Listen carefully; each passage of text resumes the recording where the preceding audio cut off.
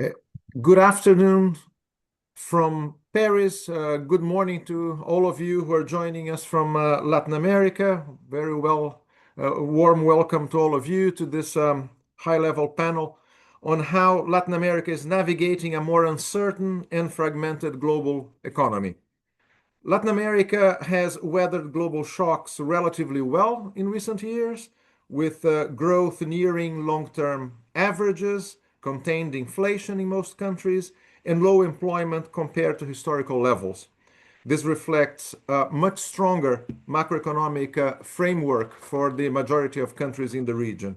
At the same time, the global environment has become significantly more challenging.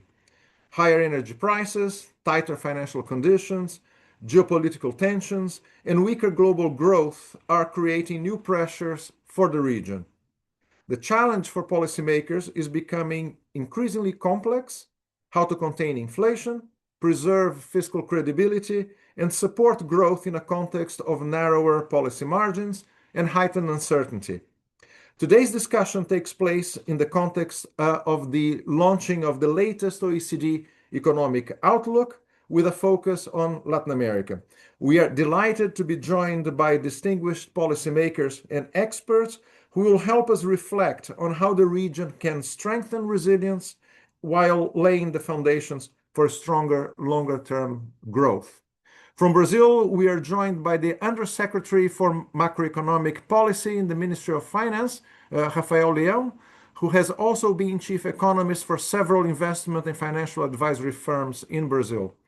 We're joined also by Rodrigo Mariscal, who is chief economist and head of the economic planning unit of the Ministry of Finance in Mexico. Carolina Trivelli is a member of the Peruvian Fiscal Council and a principal researcher at the Institute of Peruvian Studies, with extensive experience in public policy, social inclusion, and poverty analysis.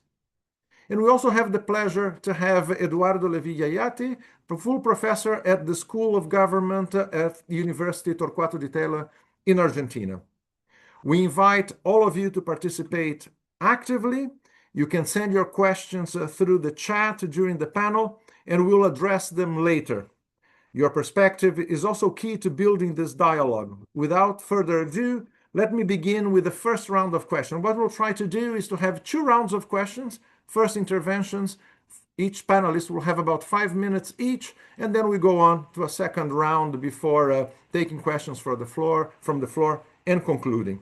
So, Rafael, if I can start with you today, the question I would like to ask you is that several Latin American economies, including Brazil, have shown greater resilience than in previous periods of macroeconomic stress.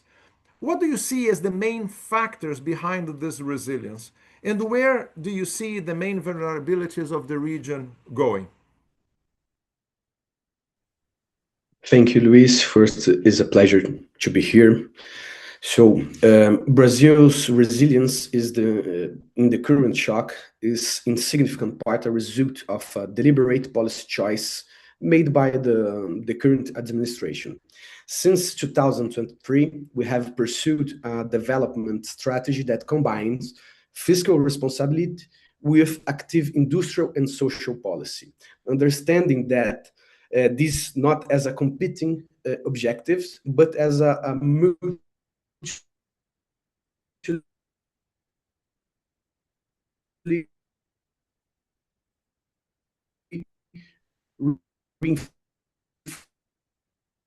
reinforcing ones of public investment through programs such as our National Development Bank as a strategic funding vehicle, and the recovery of a household income through the real minimum wage gains and expanded social transfers have collectively strengthened both the demand base and the supply capacity of Brazilian economy. This is what we may call resilience by design.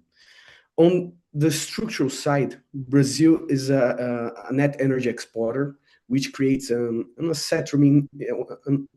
asymmetry in how the current shock affects us relative to most Latin American peers. That said, I want to be precise. Brazil is heavily dependent on road freight and diesel, a significant share of which is, of course, imported, is the backbone of our logistics system. Gasoline imports are also material, so the direct exposure to the energy price shock is, of course, real. What has contained the inflationary transmission is not an absence of this exposure, but active policy response. The current administration has deployed targeted subsidy mechanism for diesel and other fuels, financed through export taxation on petroleum, a design that buffers domestic prices while preserving fiscal responsibility as well. The pass-through to final consumers and consequently to the inflation index has been substantially mitigated by these measures. It also worth noting that Brazil's electricity generation is among the cleanest in the world, with renewables accounting for roughly 90% of the matrix, driven primarily by hydropower, complemented by the rapidly expanding wind and solar capacity. These structural advances insulate the economy from this full force of fossil fuel price shocks that hit energy importing peers more severely. On the institutional side, the fiscal framework enacted on 2023 provides the right architecture. Gradual, sustained consolidation, not a one-time correction, but a structural reorientation addressing both expenditure side and revenue base, which had been significantly eroded through accumulated tax exemptions in prior years. We are doing a trajectory of public debt must be sustainable, and we are committed to that path. Regarding monetary conditions, the policy rate, of course, is currently at a restrictive level, and the lagged effects of monetary tightening are still transmitting through the economy. These transmissions, of course, take time, and its full effects are not yet fully visible in data. The conduct of monetary policy at this juncture requires, of course, caution. Short-term inflation expectations have been revised upward, and those revisions extended to 27, 28.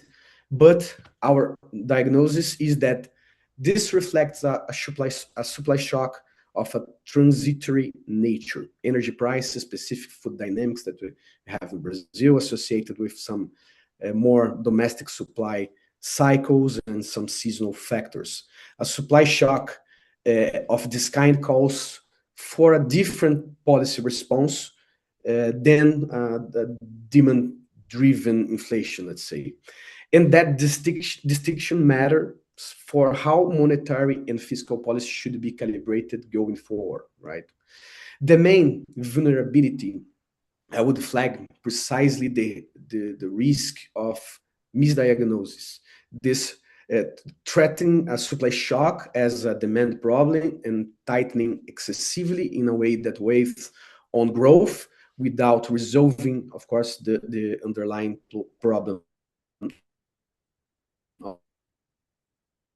of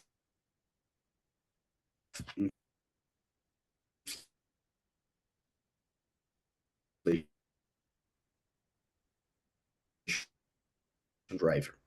The second, validation path at moment when responses. Our commitment credible and consistent with our social objectives. Thank you, Luis. Okay.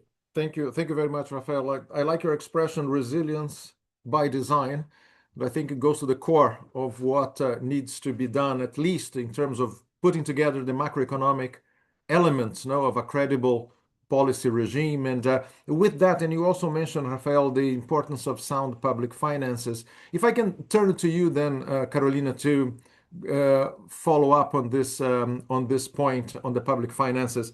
I mean, we know that Latin America has invested, many countries in the region, in strengthening their macro frameworks. But in many cases, fiscal space is limited, no, and there are significant pressures that will weigh on the public finances. In your experience, how do you think governments can protect vulnerable households while, in situations where they are faced with an external shock of the magnitude of the one we are talking about now, and at the same time preserve fiscal credibility and rebuild the fiscal buffers that are necessary for, dealing with the future shocks? So how can they, square that equation? Thank you, Luis. I would like to begin saying that, yeah, resilience by design sounds very good. In the case of Peru, for example, we are living on resilience by inheritance, I would say, because we are really not designing our macro and fiscal policies to be resilient, but we are living based on the savings done several years ago, and now we are depleting those savings. So it's just the opposite way to approach the same problem in these two countries. Probably here, due to all this political instability and institutional crisis that my country faces. But to your question, I would say that we need to go back to reframe our fiscal policies to include more mandatory than voluntarily the need to rebuild fiscal buffers. I think in most of our countries, we deplete the fiscal buffers we gain in the last 15 years. And now that we are facing, several of the countries in the region are facing very good external situation in terms of that our exports in the mining countries like Peru and Chile, we are facing the best exchange terms that in 80 years or so.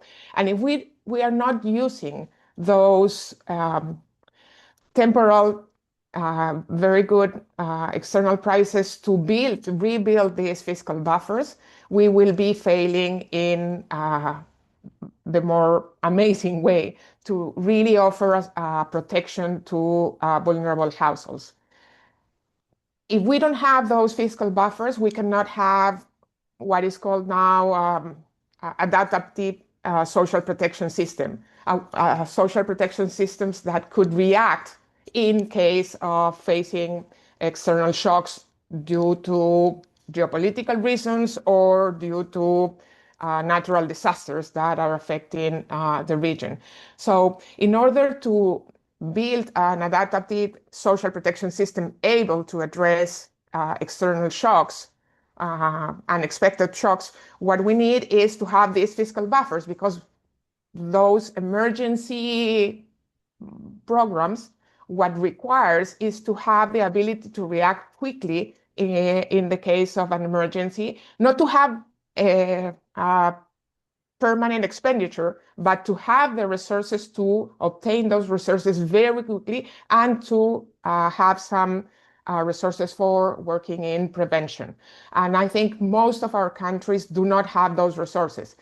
The countries with significant external debt will have a lot more trouble to obtain those contingent credits in case they don't have the fiscal buffers. At least Peru can go to the financial markets and obtain some of those contingent credits in an emergency. But I don't think that's the situation for most of the countries. So what we need to include in our fiscal frameworks is the obligation to rebuild and feed those fiscal buffers as an mandatory situation in the case, especially when we are facing good external terms in the case of several countries, because we are now using those good times in terms of incomes just to go for permanent expenditure, and that is not really wise.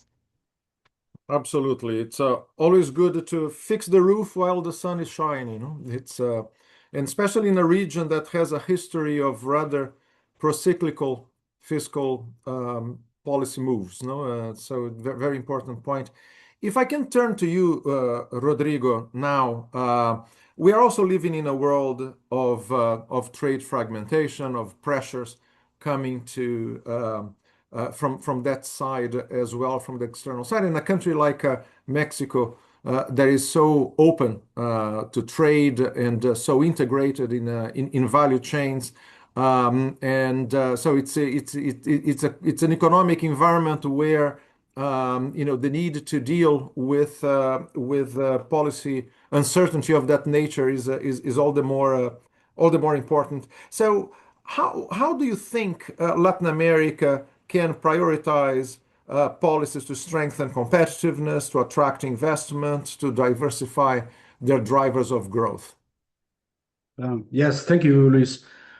So I would separate the question in two parts because it's important to distinguish what it's really happening currently in Latin America with respect to the business cycle or the volatility, that it's coming from some long-term policies or some long-term issues that we would need to address.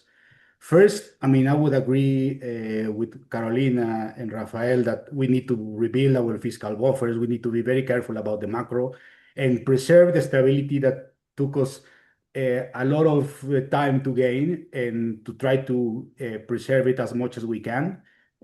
We have to understand that these times are tough, that we come from a pandemic when we very much increased expenditure in the deficits in a way that we were not aware that this would be going to be very hard to come back to the deficits that we had previously. So all that shocks that are coming after the pandemic or in addition to the pandemic are still posing a lot of challenges to the region. So also what I think it's something cyclical that we need to be aware of is that the AI technology and the data center demands are spiking and are helping us to grow more. But I feel that this is an investment decision and a bet that it's only regarded to one sector. It seems that we are clearly not very well diversified in the sectors that we are betting ourselves. So the risk going forward would be if this sector doesn't pay off as much as it's supported to pay, then we are going to be relying on just one source of growth. So the first things that I would say in terms of trade would be to try to diversify ourselves from other sectors that are very important to be investing and focus on, and not only the data centers, although I know the singing of the sirens is very tempting and we will want to have something on it. But then from the structural perspective, I would say also it would be good to start investing more in trade within the region. I think that in Latin America, in the 90s, we were trading more like 20% of our exports went within the region. Now it's half of that. So we lost some ability that we have in the region to shield ourselves and to hedge ourselves to other parts of the world that are more shaky now, and they are more reluctant to have some type of trade rates and trade in a fashion way. So I would say we should be relying more on ourselves. We should be trading more and have more treaties with ourselves. We have shared a lot of cultural and economic similarities within the region. I would be more inclined to trade with ourselves. In the Mexican experience, we have, for example, rely a lot on trade with Brazil, with Argentina to smooth some of the supply shocks that we have faced in Mexico, not related to what is happening in the oil sector, but for example, poultry prices, meat prices. So it's a good thing to have a trading partner which is very similar to you in order to absorb these shocks that are happening. And for the longer term, I think that in Latin America, Mexico, and many countries in Latin America share one key challenge, which is we have a very good export sector, but our exports have very low value added. I know it's a difference between the southern corner and Mexico because Mexico tends to rely a lot of manufacturing exports. Our exports in manufacturing are more bigger than the Latin America, but we rely a lot in imports. So that means that for all the things that we export, we don't add too much value added in our exports, and we should be trying to do more so in a sectors that are, of course, technological, competitive, and that we can make the prediction that these sectors are going to be winning in the longer run. And the same thing for other countries in Latin America that rely more on commodities. Perhaps they are more in the forward part of the chain, but nonetheless, they have very low value added to those commodities. So I would say that if we want to really start shifting to a more growth and more prosperous country, more equal, we should be thinking about more value added within the country.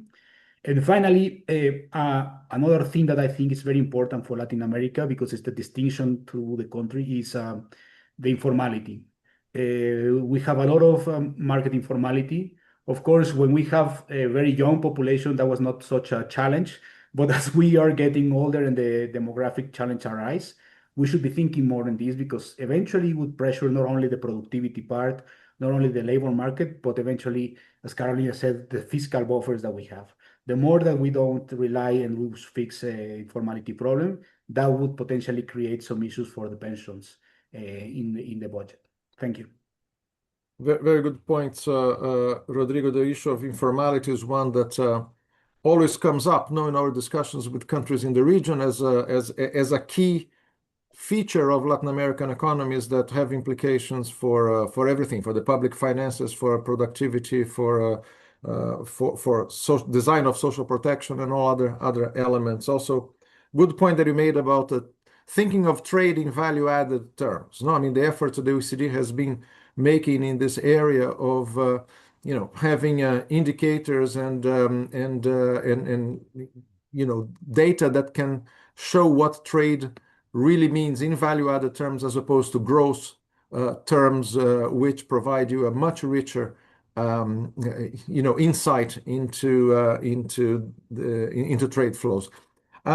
Let me turn to you now, Eduardo, with another aspect of resilience that is always mentioned in the case of Latin America, a region that is so blessed with the natural resources, especially in areas where there is very high global demand for the minerals, for the assets that the continent has.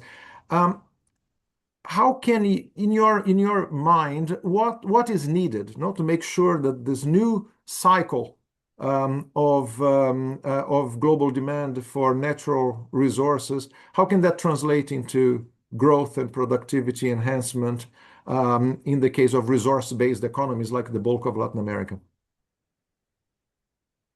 Yes, well, the first thing to note that I'd like to highlight is that stability, which is real, was always a platform, not the destination. The destination was development. And I think the missing link between stability and development is growth. Growth is an enabler of reforms, an enabler of constant and long-term policies. And that's missing in the region. And we all know that the challenge in terms of growth has always been a productivity story. I think if you look just to even one number, if you look at the total factor productivity growth since, I would say, 1960s, it's probably zero.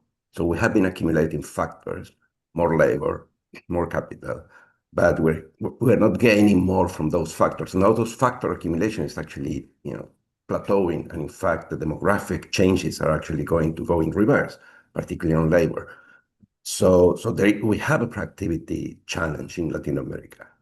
Natural resources help, but they're not, in my view, they're not going to be enough for two reasons. First, we don't have so many resources. I mean, if you compare to the typical candidate comparison countries like Australia and Canada, they have more per capita natural resources than the typical Latin American commodity exporter, and also have a better skill base, which is important to actually extract some of these values and generate, local spillovers and connections.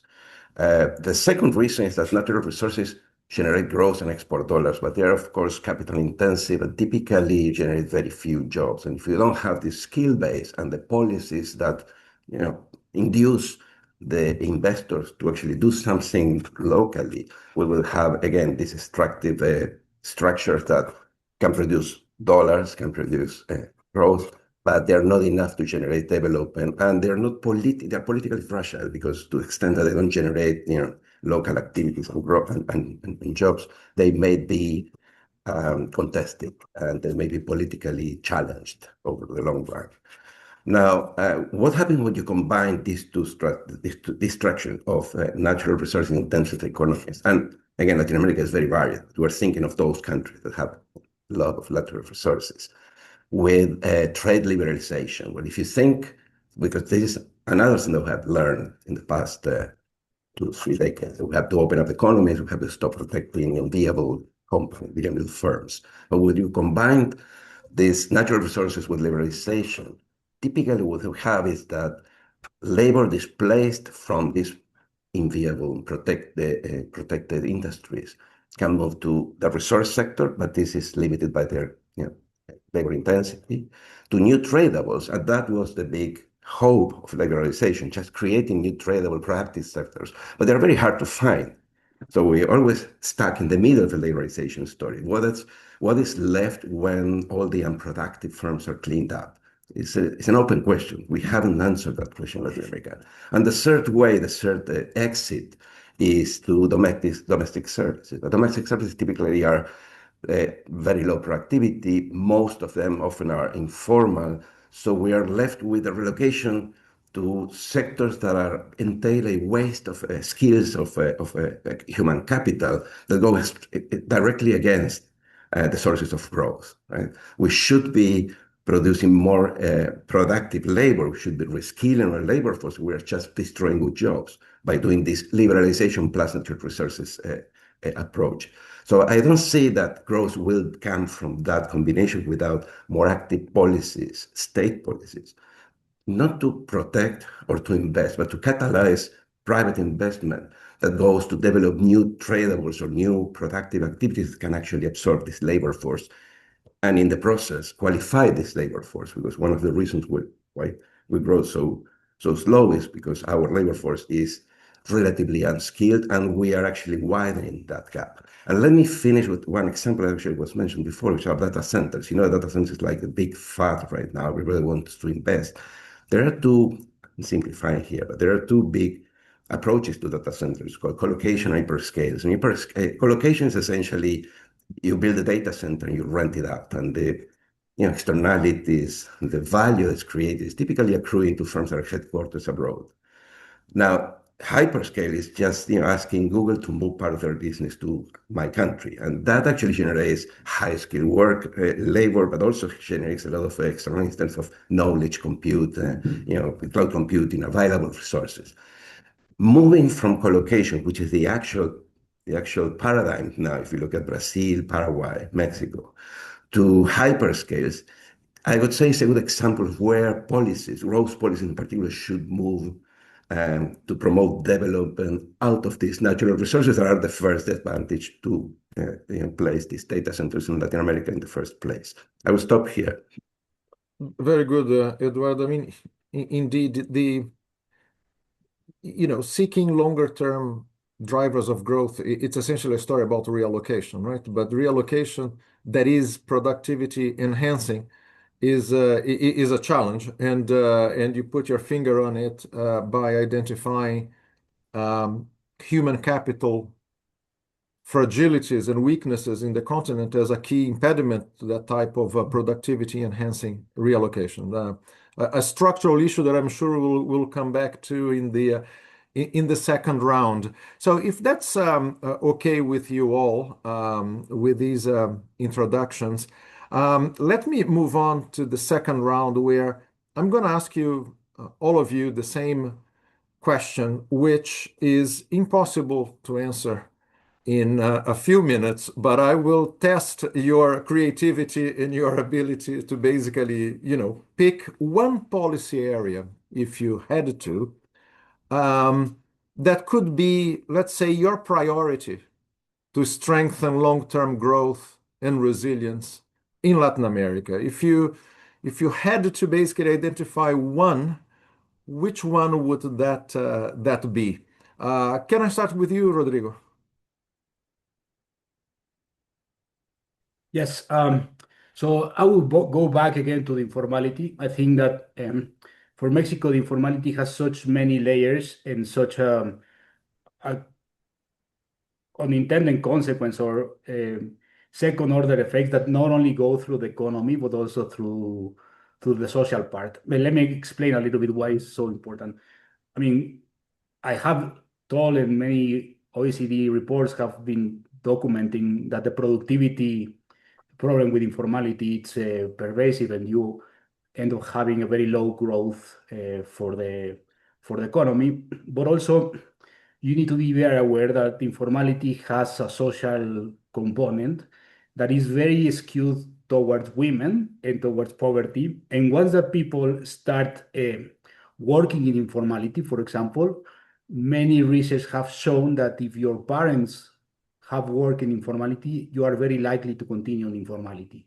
So this is also feeding this inequality and poverty traps that we have in Mexico. So I think that if we can start doing some policies to revert informality, that would make a lot of difference for the country, both in terms of the economic results, but also in terms of the social results and social mobility. Very good. Informality, one key challenge there. Carolina, can I turn to you?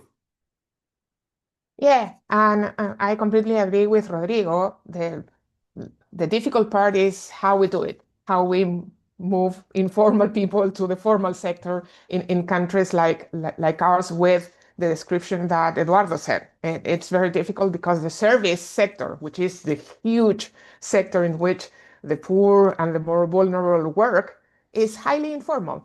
And it's very difficult to have really effective policies to develop the service sector in terms of increasing productivity, making it more competitive, and in that way support the formalization of the incomes of the poorer sector. So I will add to the informality challenge the issue of having really social policies that address emergency situations caused by any type of shocks for the more vulnerable population, those adaptive social protection, but for informal people.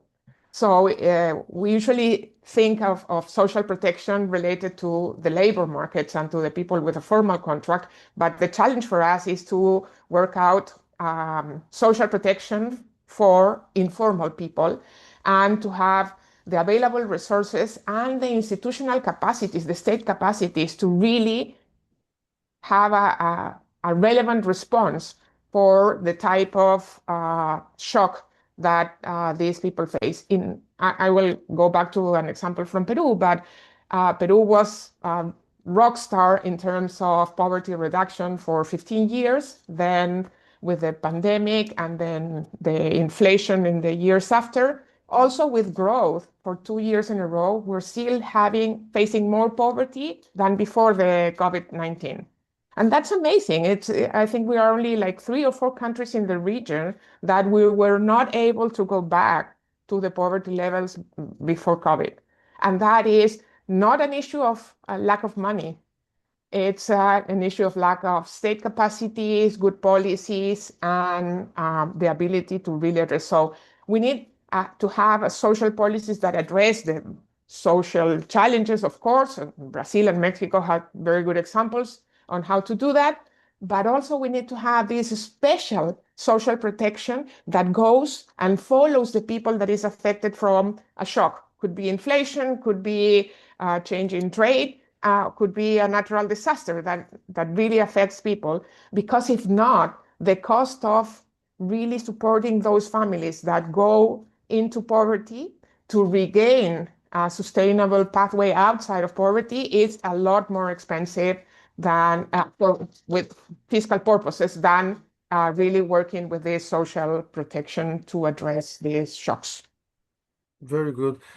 Before moving on to Rafael and Eduardo, if I may, Rodrigo and Carolina, just to probe you a bit more on this, because you're both mentioning informality as essentially an impediment to effective risk pooling and risk sharing, right? So if you are vulnerable from that point of view of falling into poverty as a result of a shock or being trapped again in the informal sector as a result of a shock, what policy interventions do you think are the most potent in that area? No, not for the structurally informal segments of the population, but for those who are particularly vulnerable in a situation of crisis, of shock, that they may, fall back into poverty, lose a formal sector job, and have to compete for informal sector jobs. What are the interventions that you think would be the most appropriate in a situation like that? Either you, Carolina or Rodrigo, or both. Okay, I'll begin and let Rodrigo finish. I think what is key is that we really understand what limits the ability of these vulnerable households to regain their livelihoods, their income generating activities. And in several cases is the lack of savings and support networks force them, in the case of a shock, to really use all their resources and assets to survive. And then when they regain an opportunity to generate income, they don't have enough capital or assets to go back to their old activities either. So we need to have the ability to go with these families and support them with that small piece that is missing for them to regain a sustained and sustainable pathway to regain income. And that is highly complicated because the needs of different families are highly different. So the only way to do that is to offer cash, actually, because they could reconvert that cash in something, in whatever they need. And the second part that is key is that in all of our countries, we are very good in attending the emergency.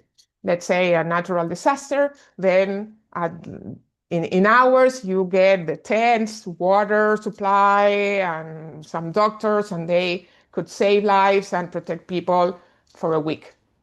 But then there's nothing in most of our countries. Those families are left alone after the shock, and they don't get any additional support to re-engage and rebuild their livelihoods. And that is something key that it's missing in most of our social policies, I would say.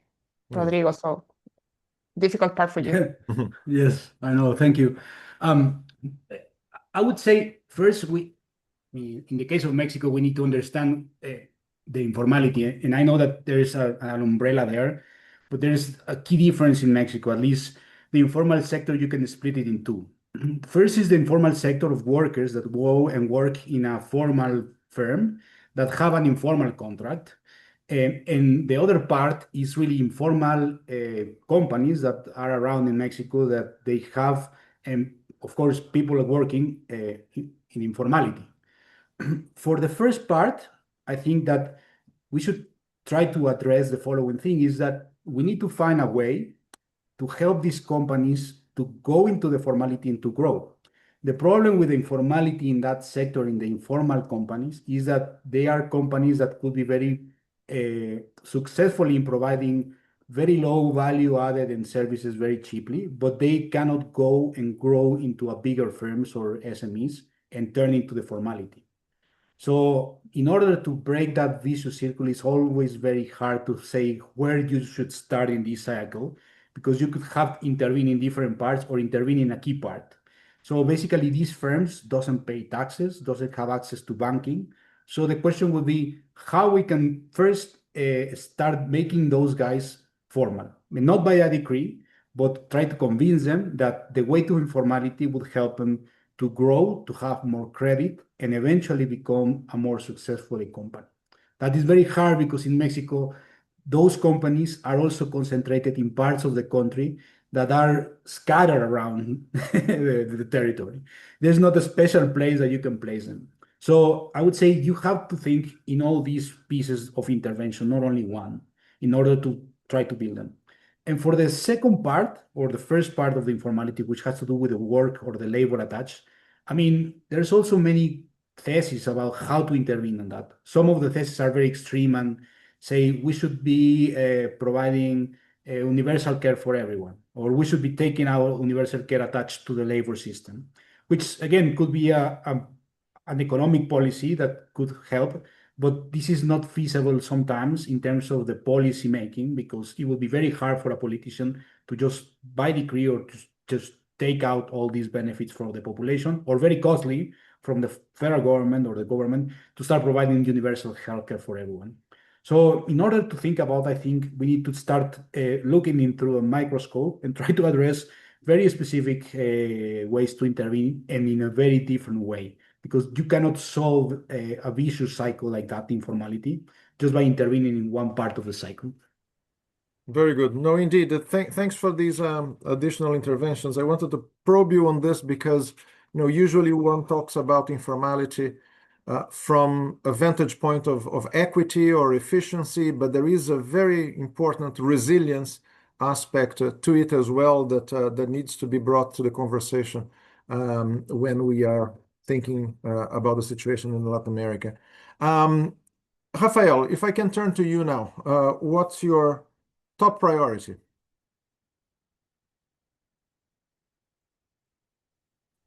Thank you, Luis. Well, that's of course a good question.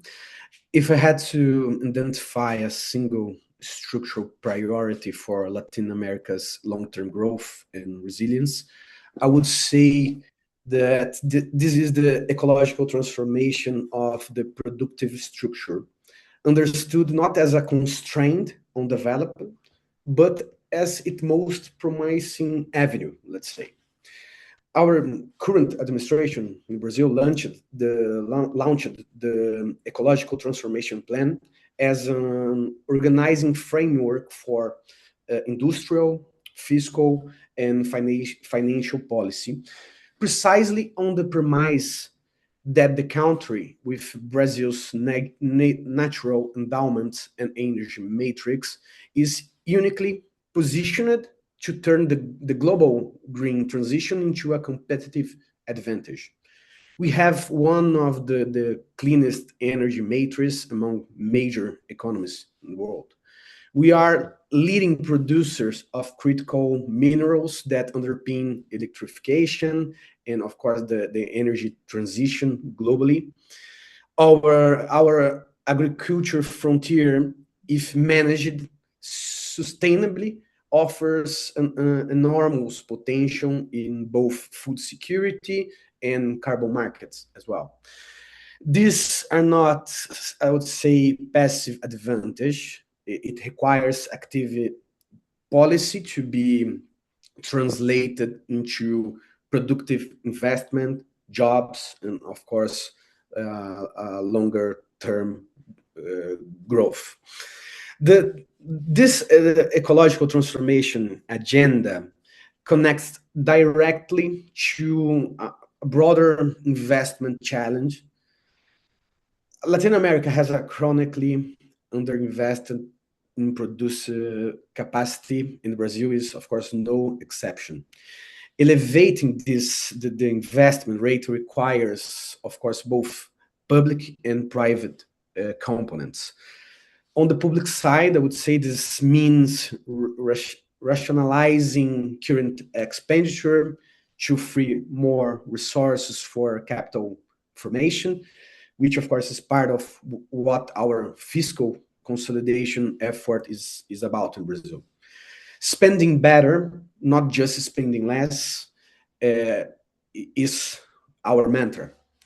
On the private side, it means building institutional environment that involves regulatory predictability, long-term financing instruments, de-risking mechanisms such as Eco Invest in Brazil, that translate the country's structural advantage into investment decisions made by agents. Innovation and productivity are on the other side of this equation, of course. Yeah, initiatives such as in Brazil that we call Nova Indústria Brasil and Mais Inovação are efforts to reconnect Brazilian productive structure to the global technology frontier after years in which our gap widened. I would say that the state has a role here, not as a substitute for private initiative, but as a coordinator and a risk sharer in sectors where market failures are well documented and social returns to investment exceed private returns. The underlying argument is one. The countries in our region that will achieve durable growth are those that use this moment of global restructuring, energy transition, the configuration of supply chains, trade war, the demand for critical mineral, as an opportunity to upgrade their productive structures rather than simply exporting the same commodities under different price conditions as we have done. That requires, of course, investment, innovation, and a state with capacity and credibility in act strategically. Brazil is building or trying to build this capacity. That is, I think, the model we would offer as a reference for a regional debate. I will stop here. No, very good. I think the connection that you make between the energy transition, which holds so much promise for a continent that is, again, endowed with lots of the raw materials and inputs that are necessary for that, and linking that to innovation is obviously a very important way of thinking about that. But if I can turn to you, Eduardo, what's your top priority? Well, I will cheat. I will resist the single reform framing because I think countries have different challenges and different demands. Having said that, I will focus on two lines, let's put it this way, two common threads. The first one is what I would call a catalytic state in a very particular way. We know we failed with the protective state, but now the FAD seems to be just get the state out of the way, and I think that's wrong also. I think public policies should focus on creating the conditions to catalyze private investment, to commit capital to go where it doesn't go so easily, because natural resources obviously is a low-hanging fruit. And that implies, clear rules, clear contracts, reliable infrastructure, regulatory predictability, political consensus, a number of things that we all know about. But they're still not there because we don't see an investment boom, with some exceptions in the region. We don't see investment in those in new tradables, those sectors that should be absorbing the labor displaced from unproductive, protected industry. So a catalytic state, I think, is important. But it's important for other reasons as well. Is that most of our countries have very tight budgets. If you put together our official and multilateral and bilateral development financing, it's probably amounting to less than 1%. Probably, I think last time I made that number was 0.65% of the region GDP. So it's very little. That money will not, fill the gap, the investment gap. So we need, if you think of growth policies, we need that those growth policies catalyze each dollar, each development dollar, or reforms of the regulation should be focused on catalyzing that private investment. It's much needed in the region. I think it's important. I think something is not always at the forefront of the agenda. It's either, the state as an entrepreneur or the state as out of the picture. And I think we should, get a sort of a halfway approach. The second line, I will go back to informality from a very particular angle. I would call it reskilling. I think informality is, to a large extent, not entirely, but to a large extent, linked to the skills, the lack of skills, or the skill mismatch of our workforce relative to what the market is demanding, what we've been demanding once AI is actually adopted, because we haven't seen anything yet on that front.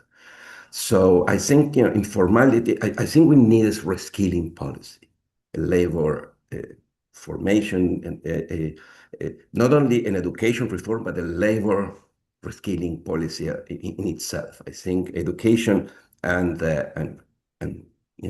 credentials and whatever is there in the market right now is not is not filling its role. And we need to raise productivity of workforce with informality and precarity can be addressed not only by lowering labor costs. I think that's a mirage, and something has transpired from the previous discussion. Most of our informal, independent, precarious workers are precarious because they don't have skills that are demanded by firms. So they have to go and sort of fill in the gaps in very low productivity, subsistence level type of jobs. You also have, and I think Carolina mentioned it, you also have to formalize sectors because we know that informal employees actually are typically hired by micro enterprises, micro businesses. And those micro enterprises are typically informal themselves because the current tax scheme is not modeled after them. It's modeled after larger firms. So we need a special regime for these firms to actually be formalized, or for formalization be simpler for these companies. But the reskilling aspect, I think, is important. And I want to highlight that because whenever I talk about formalization, working on this in many countries in Latin America, it's always about marginal cost. It's always about demand. And we have a supply problem. Our workforce is unqualified, and it's a challenge that's becoming more urgent as we approach the transition to AI, because that labor force and skilled labor force, typically in routine jobs, they have skills that are very hard to transfer to new activities, will eventually lead, if we have a big shift in labor demand, it will lead to premature labor exit. It will be essentially destroying human capital. It will be negative growth in the future if we don't start reskilling, adapting this workforce to the labor demand that we can foresee is coming in the next 2-3 years. So in a nutshell, I agree that there are some large reforms of social security, labor reform, public sector reform that are needed and important and will take years. But most of the urgent work that I see related to growth that can be done without a national debate or going to Congress. There are we can actually think of these policies that are maybe not reforms, but are more effective to tackle these bottlenecks that large reforms take years to converse to, and sometimes they are so politicized that are reversed in the near term. Very good. No, I think what you're describing, Eduardo, also ties in with what Rafael mentioned. No, if we are faced with an opportunity to restructure your economy, as in the case of the energy or green transition, you need to make sure that the skills are there, the conditions are there in terms of policy settings, but the skills will be there as well to make sure that the demands of the private sector and the sectors that are going to grow can be met given the pool of talent that the country has. We are unfortunately running out of time. I see a few questions in the chat, but I think to some extent they've been covered by your interventions. I apologize to those of you who have put forward questions. I hope you agree with me that some of them have been dealt with by the panelists. I just wanted to highlight what I thought were very interesting points that came up in this discussion. We obviously only had 1 hour to cover very big topics that are of relevance, not only in the context of Latin America, but OECD countries at large. The issues that many of you mentioned about policy settings that are most conducive to resilience. This is a universal policy theme. It's not only a regional one. I thought that the way Rafael mentioned it at the beginning of this notion of resilience by design is interesting because it really puts policy to the core of this. No, it's not resilience through endowments, through economic structure, but it highlights the role of policy action as a way of building the conditions for economies to be resilient. All of you mentioned the public finances in that respect. Carolina, you mentioned the importance of building buffers. When shocks hit, you needed to have a good insurance policy. No, you needed to be able to use the tools that you have. If you have a very constrained policy space, you are not going to be able to do that. Rodrigo, you mentioned the importance of building on progress that has been done in the past, but also advancing the transformation of the economies in the region in a way that creates value added, allows for economies to compete in global markets on a more solid footing.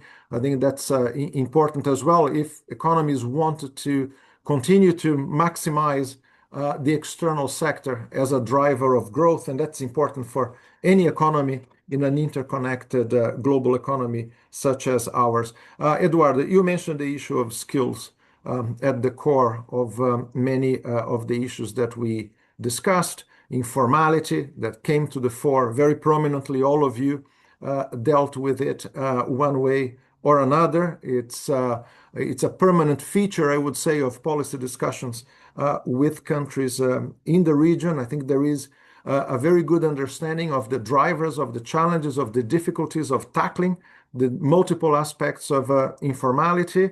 The diagnostics are there in many cases. The issues to be able to come up with strategies and that can then underpin that policy action in a way that can solve it. Skills, again, to go back to the point, is a crucial element of that story over the longer term in a structural manner. No, we still have to think about, to go back to Carolina's point and Rodrigo's point, how can you make sure that vulnerable firms and households are cushioned one way or another when shocks hit, so that they can emerge from the crisis more resilient as well. Rafael, you mentioned the green transition. I think that's an interesting topic for another panel, since it is extremely important, has several elements to it, opportunities, vulnerabilities, and challenges that the continent will have to face. We'll no doubt keep that in mind for our next conversation. I would like to then conclude by thanking you all very warmly for joining us today, for sharing your thoughts on this. Let me also invite all of you who are following us today to look at the OECD Economic Outlook. It's already available on our website, social media as well. You'll find there further analysis, policy recommendations for countries to navigate the rather complicated environment we have at the moment. Thank you very much for joining us. Hope to see you all again in one of our upcoming events, and have a good rest of morning or afternoon wherever you are that you are joining us today. Thank you very much. Thank you. Thank you. Thank you.